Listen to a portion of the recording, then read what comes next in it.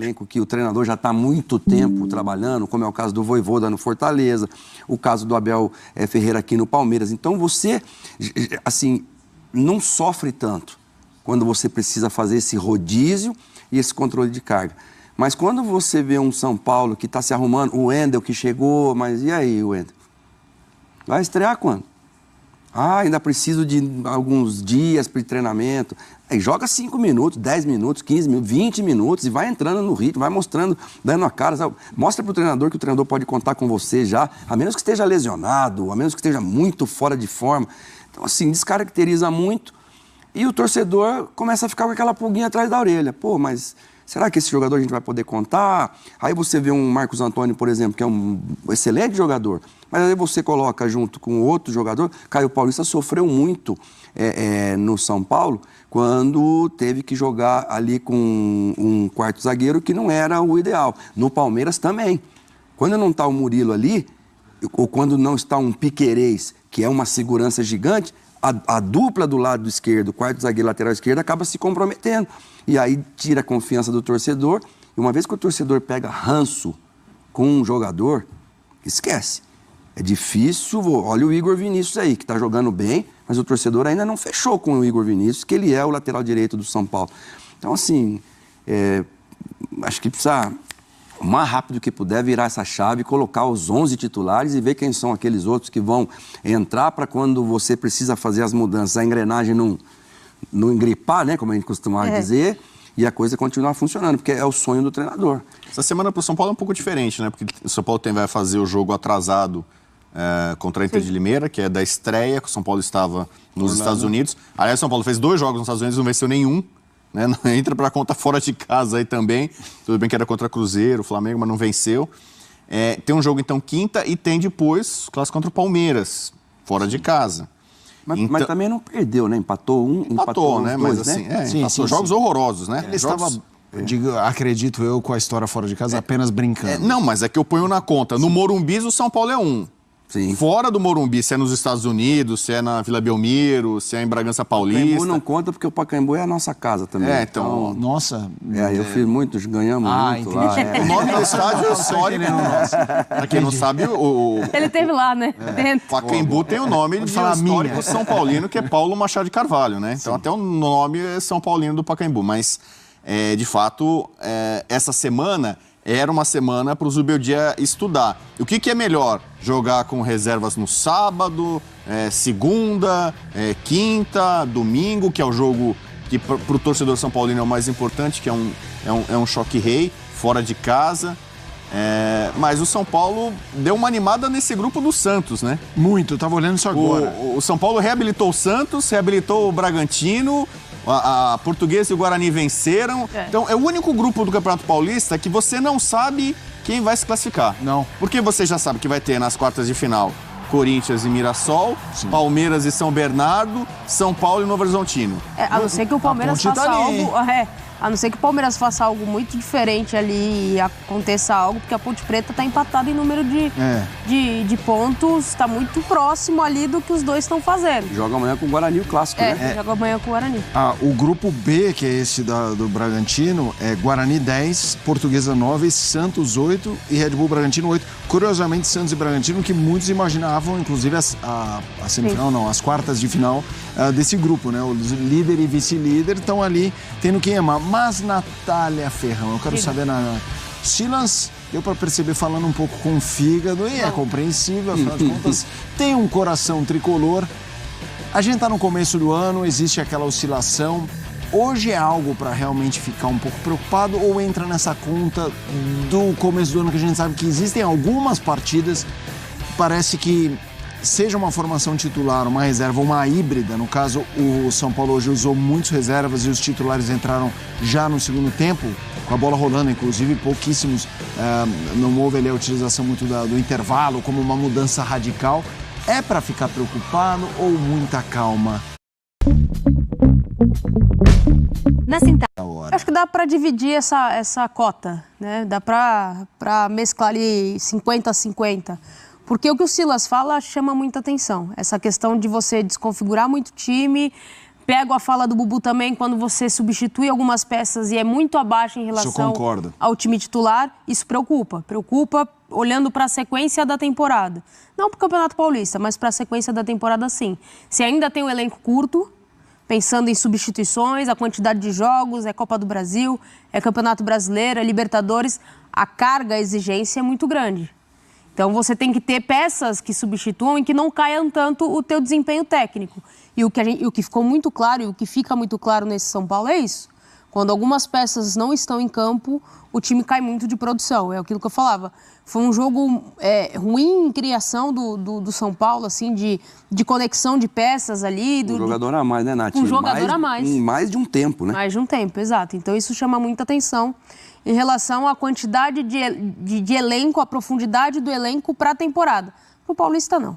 Eu acho que a questão do segundo tempo completo com um a mais, isso é que chamou mais atenção. Titulares no segundo tempo, entrar nos titulares não aconteceu quase nada, né? Se dissesse assim, não, São Paulo Bragantino até criou mais isso, se você pudesse falar assim, se tivesse saído mais um gol, talvez fosse o 2-0 mesmo. Esse preocupa, acho que mais do que o resultado em si, né, Silas? Foi um time razoavelmente descoordenado, mesmo com um a mais, para quem não acompanhou o jogo, o Juninho Capixaba foi expulso aos 50, né, do primeiro tempo, aos 45 mais 5. Queria te ouvir sobre isso, não aproveitar essa vantagem numérica, Silas. Você já viu o jogo de seleção brasileira em véspera de Copa do Mundo, amistoso? Que coisa horrível. Sim, que ninguém quer machucar. Mas, por outro lado, é oportunidade para muita gente que está no banco de reserva, que quer ter um lugarzinho lá. A hora que o treinador olhar para o banco... Aí é o lance da expulsão. Do Juninho Capixaba, né? O jogador que está no banco fala, bom, a hora que o treinador olhar para o banco, eu vou ser o primeiro que ele vai olhar para me colocar no jogo. Então, assim, é um misto. É um misto de... O São Paulo, quando você olha para as contratações, o Wendel, Enzo Dias, muito bem. A volta do Pablo Maia. O Alisson já voltou no final do ano passado, já está entrando num ritmo de jogo bom também. Mas, por um lado, você tem o controle de carga. Por outro lado, você tem a gestão do anímico. Cara, o que vocês querem? Aí você põe um titular com reserva e o titular fala assim, eu sei que esse aqui não vai jogar quando a coisa for a vera.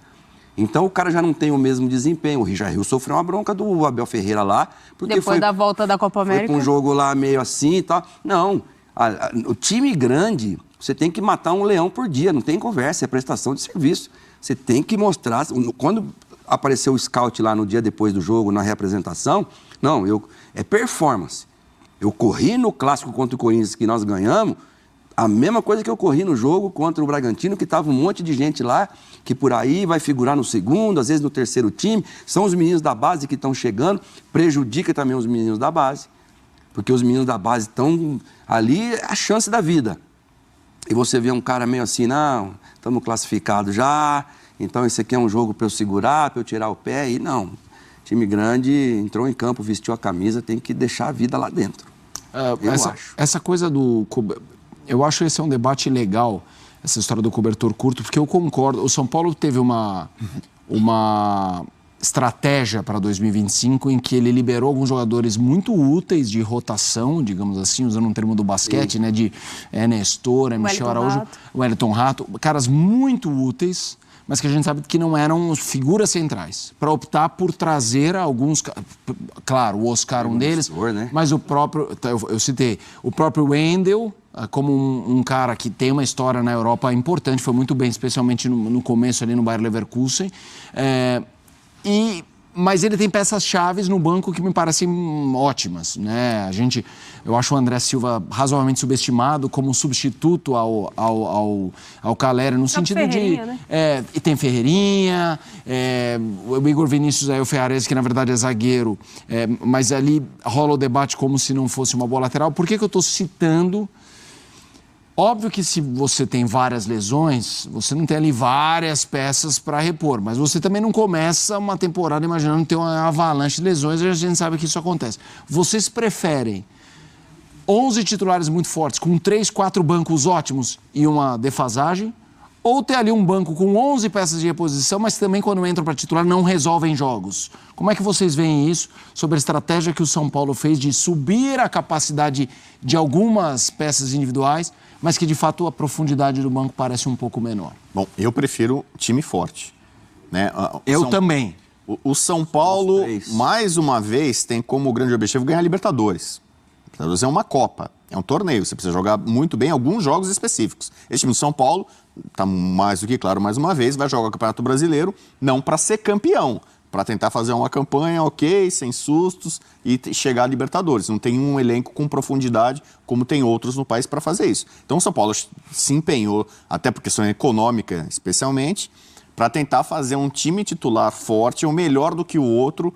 O São Paulo tinha problemas nas laterais, né? O São Paulo tem muitas limitações laterais. O São Paulo demorou 1 ano para achar um lateral esquerdo bom. Agora o São Paulo tem 2. O Patrick está jogando, o São Paulo possivelmente vai emprestar, vai negociar e tal.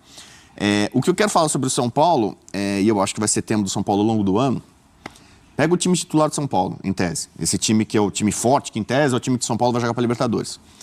Você tem 9 jogadores com 30 anos ou mais. Abaixo de 30 anos, você tem o Pablo Maia e o Alan Franco, que é uma dúvida, porque o Alan Franco hoje jogou no time reserva. Foi o melhor zagueiro do São Paulo na temporada passada. O Alan Franco está com 29, vai fazer 30 agora. Então, assim, o que a gente falou do Fluminense, que foi campeão da Libertadores, aquela história de que era um time de veteranos... Tem o Igor Vinícius também, se considerar no titular, 27. Agora tá chegando o Cédric, para a lateral direita. Que é mais velho.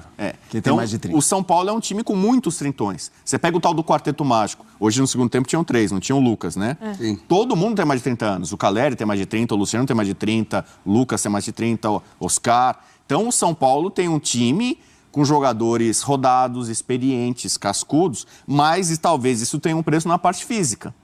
Então, talvez a parte médica, o pessoal lá do São Paulo vai fazer exames. O Lucas Moura, chegou no São Paulo voando, explodindo, aquela velocidade absurda, depois teve uma queda. Então, alguns dos jogadores do São Paulo, o Alisson, por exemplo, depois estava voando, era o maior jogador do São Paulo quando ele se lesionou. Para mim, ele não conseguiu voltar ainda no mesmo nível. Fez até algumas partidas ruins para mim, o Alisson. Então, tem alguns jogadores que precisam um pouco mais de cuidado na parte física. Então, assim, de jovem, assim, cara com pulmão, garotão mesmo, assim, para jogar, é o Pablo Maia, né? Então, o resto, acho que a direção do São Paulo, né? A comissão técnica vai ter que administrar bem. Sim. O jogo que vai colocar, né? Porque o Caleri já teve temporada, mesmo quando jogou a Copa do Brasil, que ele jogou no sacrifício, estourado. Então, acho que tem que ter muito esse cuidado por conta da faixa etária do São Paulo ser elevada, a média de idade ser alta. Eu quero ver a Nath, quero ver o Silas, mas antes o Eduardo Afonso está chegando diretamente do estádio da partida, o estádio do Red Bull Bragantino, 1-0, o Bragantino contra o São Paulo. Edu, quero te ouvir sobre o clima do jogo, a derrota do São Paulo com 1 a mais durante todo um tema, ou durante todo um tempo, e o nosso tema, que é essa questão da administração do elenco, como é que o time se montou para 2025. Vai que é sua, Edu, boa noite. Tudo bem, Mota? Como é que você tá? Boa noite. Estamos aqui ainda na cabine do Nabi Abichedi. Provavelmente foi o último jogo da história entre São Paulo e Bragantino, Red Bull Bragantino aqui, porque a tendência é que quando se enfrentarem no Brasileiro, o novo estádio do Bragantino já seja o palco desta partida. Pelo menos é a previsão do pessoal de Bragança Paulista. Por um lado, o Bragantino recuperado, vinha de uma sequência ruim, tá na briga pela classificação, se afastou da zona de rebaixamento, e a comemoração de parte dos mais de 8 mil torcedores, 8.400, foi muito grande, principalmente pelo fato do time ter jogado com a menos durante todo um tempo. Do lado do São Paulo, é claro, fica uma impressão péssima em meio a uma maratona, que começou quarta-feira com uma ótima vitória contra o Mirassol, teve o jogo de hoje, daqui a 2 dias o São Paulo volta a campo em Brasília, tem a viagem amanhã à noite para Brasília, tem só um treino amanhã, 2h30 da tarde no CT. Então é um treino que boa parte desses jogadores vai fazer apenas regenerativo, vão treinar aqueles que não entraram ou que entraram muito pouco na partida, e depois lá em Brasília mesmo tem o jogo contra o Velo Clube. Já vou passar qual é a programação do Zubeldia que me adiantaram para essas 2 partidas. Joga com titulares na próxima segunda-feira contra a Inter de Limeira, aqueles que entraram aqui 5, provavelmente o Alan Franco, que era o único titular que começou a partida, menos o Luciano, que tomou o 3º cartão amarelo, está suspenso desse jogo contra a Inter de Limeira. Então, vamos encontrar um substituto para o Luciano, pode ser o Ferreirinha, joga com os titulares com força máxima contra a Inter de Limeira. contra o Velo Clube, vai treinar 2 dias em Brasília, joga com este time basicamente que começou aqui, talvez com o Sabino na vaga do Alan Franco. Por quê? Porque no final de semana tem o Palmeiras no Allianz Parque, aí os titulares serão preservados para o jogo contra o Palmeiras. Essa programação só vai mudar se o Zubeldia, por acaso, por esse resultado de hoje que não era esperado, resolver fazer uma modificação. Viajam para Brasília Cédric Soares e o Wendel, e os dois têm boas chances de já no jogo contra o Velo Clube ficarem à disposição na próxima quinta-feira. Nenhuma finalização a gol em 90 minutos, no 11 contra 11, no 11 contra 10, com titulares, sem titulares, com reservas, enfim. O São Paulo passou 90 minutos, mais os acréscimos 6 do segundo tempo e 4 do segundo, 100 minutos. E em 8 finalizações em direção ao alvo, não acertou nenhuma. O lance mais perigoso do São Paulo foi uma cabeçada sem direção do Juan, zagueiro. Por isso que o torcedor saiu, o que veio aqui prestigiar, muito, mas muito chateado com a atuação da equipe. Esperava-se por ter um homem a mais. E com Alan Franco, mais 5 titulares que entraram no segundo tempo, ou seja, mais de meio time titular por quase 30, 40 minutos, que o São Paulo conseguisse pontos. A liderança está ameaçada do grupo, porque se o Novo Horizontino ganhar, ele empata em pontos com o São Paulo, mas o São Paulo tem esse jogo a menos em relação aos demais times, que é essa partida de segunda-feira contra a Inter. Mota. Valeu, Edu, trazendo informações direto do Nabi Abichedi. Ele volta com as entrevistas, coletiva de técnicos, zona mista, já aqui no Sport Center. Ele citou a ausência de finalizações ao gol. Vamos colocar a tela de estatísticas do jogo, que mostra muito detalhadamente como é que foi essa inoperância ofensiva, né? A posse de bola do São Paulo foi maior, até porque a gente repete. Jogou o segundo tempo inteiro com um homem a mais, 63% a 37, chutes 12-8 para o Red Bull Bragantino, no gol 3-0 para o Bragantino. Ações da área rival 16-18, escanteios 8-7, posses recuperadas 27-25. Silas, quando eu joguei pro Bubu, que ele falou de preferir um time mais forte, óbvio, tem que ter peças de reposição, mas você foca num time muito forte e vai justamente dando essa sustentação ali no banco. Você falou, eu também acho. E aí eu falei, eu concordo também. Eu também acho isso, obviamente, não pode não ter banco, mas acho que se você administrar bem, você consegue ticar essas casinhas. Mas eu queria que você falasse, depois a gente vai colocar até a escalação do jogo de hoje, para mostrar como era uma escalação reserva e as peças que entraram ao longo do jogo, para reforçar essa questão do elenco São Paulino. A gente não está lá no dia a dia, essa é a questão. Agora, para mim fica... Cara, com 11 contra 10, com mais de 45 minutos, e aí a gente viu a estatística, não mente. 0 chute no gol. Quer dizer, o máximo, mais perto que chegou uma cabeçada do Juan, que foi para fora, num time como São Paulo, num time como Palmeiras, Corinthians, Grêmio, Inter, Flamengo, Botafogo, não é inadmissível. Você tem que... E a gente entrevistou o Zubeldia aqui, no Bola da Vez, um cara muito... eu fiquei muito, assim, me impactou muito positivamente a entrevista dele, um cara que conhece, mas melhorou. Era o problema que a gente não tinha reservas. Enzo Dias, o Wendel, o Cedric vai estar chegando aí também. Essa notícia é boa, que o Wendel já pode estar à disposição agora para o próximo jogo. A volta do Pablo Maia. O Alisson é natural, que agora com a caminhada, né, com um novo ano. Agora, o que a gente falou aqui, o Edu corroborou ali com a manifestação do torcedor. O torcedor sai chateado e começa a pingar essas dúvidas com relação a esse jogador, aquele jogador. Porque é óbvio que o time é muito bom, mas a gente tem um ano inteiro começando, um ano inteiro pela frente, e você não pode ganhar, perder, ganhar time grande, não. O time grande tem que manter uma regularidade. Eu fui campeão no São Lourenço em 95, quando a gente jogava mal, a gente ganhava igual. E a gente sabia dentro do campo. Hoje não estamos bem. Vamos ganhar o jogo, todo mundo vai morder, todo mundo vai batalhar, todo mundo vai finalizar e vai chutar. E a gente ganhava, e a gente foi campeão assim. Então eu acho que... E o goleiro, o Rafael, ele falou que a nossa intensidade é a nossa identidade. No vestiário, antes do jogo contra o Flamengo na Copa do Brasil, que o São Paulo é campeão contra o Flamengo lá no Morumbi, com o gol até do Rodrigo Nestor. Então, tá no começo de temporada, eu nunca tive problema com o começo de pré-temporada. Eu tinha que engordar na pré-temporada para depois perder, porque eu chegava mais magro do que eu não, porque eu treinava muito nas férias. tinha minhas férias, me divertia, tal, mas chegava um momento ali próximo de voltar, eu já estava treinando, então isso é profissionalismo. Tanto que eu acho que eu fiquei, os anos que eu joguei no São Paulo, acho que eu fui reserva 1 ou 2 vezes só. Então... Isso é profissionalismo e um negócio... Eu queria falar só de um nome, mas tudo bem. Tem isso também. O pessoal ouvindo o Silvio. O São Paulo não deu nenhum chute no gol. O centroavante mais talentoso, mais técnico do São Paulo não jogou. Que é o Rian Francisco, o garoto que foi sensação, melhor jogador da Copinha, artilheiro. Ele que salvou o São Paulo contra a Portuguesa. Sim. A única vitória fora de casa, quem fez foi o Rian Francisco, que entrou no finalzinho. Golaço. Fez um golaço e tal. E boa parte da torcida São Paulina, eu tô vendo aqui nas comunidades, criticando o Zubeldia, porque num jogo como esse, por exemplo, coloca muita gente e não colocou garoto. Então, por que colocar o Caleri nesse jogo? Já que é pra poupar, não leva nem... Deixa fora, que nem o Lucas. Porque esse é um tipo de reserva que o São Paulo tem, que é uma reserva também de talento, de técnica, sim. Um jogador promissor. Então, assim, tá na crista da onda, a torcida pedindo, clamando por ele. E aí você leva o garoto e não aproveita. O Matheus Alves jogou hoje no meio campo, né? Acabou sendo substituído também.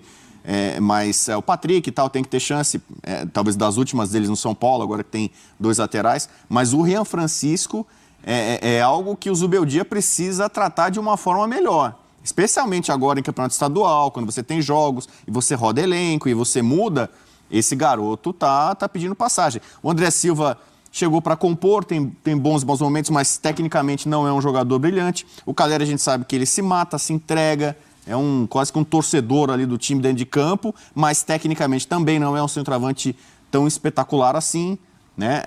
Até vinha numa seca de gols grande e o menino tá ali voando, pedindo passagem, batendo na porta.